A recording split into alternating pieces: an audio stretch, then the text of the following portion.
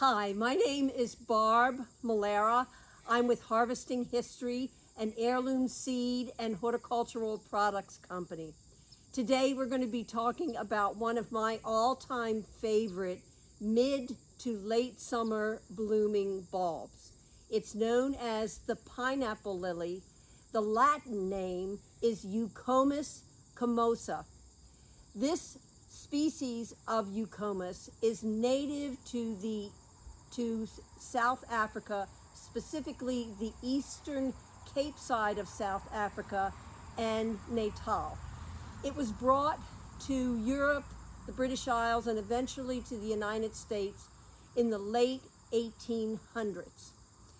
It is a magnificent example of a plant, a flowering ornamental that will keep you entertained for at least 2 months. There are at least two cultivars in the species known as Eucomis comosa. This particular one is known as Reuben. In both of the cultivars, what happens is the mature plant sends up a single flower spike. As you can see with these three, because there's 3 bulbs planted in this container. The flower spike then produces, and maybe the best one to see is this one right here, about halfway up the spike, a system of buds that reach to the top, and then on top is this tuft, the eucomis of this cultivar. Now what happens is that the blossom spike begins to mature, the buds begin to burst from the bottom and then slowly mature to the very top of the flower spike, and then on top the tuft forms. If we zoom in to this particular flower spike, you'll notice that each of these pinkish purple florets has a couple of yellow stamen around it, adding a brief but glorious touch to the whole flower spike. Those stamen don't last long, at most a day, and then they basically become invisible by turning a pale shade of brown. So from the beginning to the end of the blossom is at least 6 weeks and can be 10 weeks depending on the weather that you have. Let's move to the actual planting of these bulbs. First of all, when you purchase pineapple lilies today, they will probably come in a package that looks something like this with the header, and then the bulbs will be packed most likely in wood shavings, but possibly in something like a peat moss.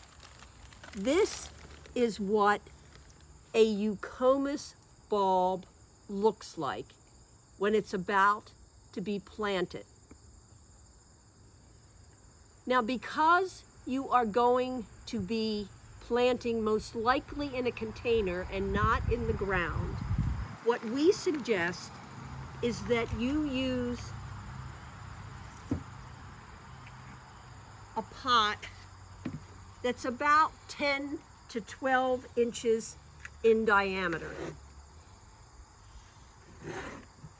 The soil that goes into the pot, I strongly suggest you go to our YouTube video, which talks about soil for containers. We've been planting in containers for almost 20 years now, about 200 to 300 plantings per year. So we have thousands of plantings experience, and the soil mix that we've been using since 20 years ago has worked incredibly for flowers, fruits, vegetables, and herbs. So I strongly suggest you go to our YouTube video on soil and at least listen to what we have to say there. But very briefly, you are going to do a soil mix that consists first of what I would say is crummy backyard soil. Now, over the years, I've had lots of people say, ew, no, I'm not using crummy backyard soil.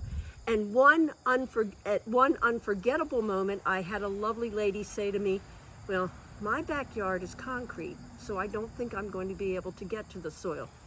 And she was right. If you absolutely refuse to use crummy backyard soil, then use topsoil. It's the cheapest soil you can get at the garden center, at Home Depot, at Lowe's, you name it. Topsoil, not any of the soil mixes, topsoil. And you're going to use 6 parts topsoil. Then you're going to add to the 6 parts topsoil, you're going to add compost or manure.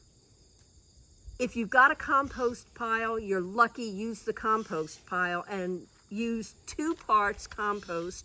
If you have to buy the composted manure or dehydrated manure or cow manure or chicken manure, then again, use 2 parts manure.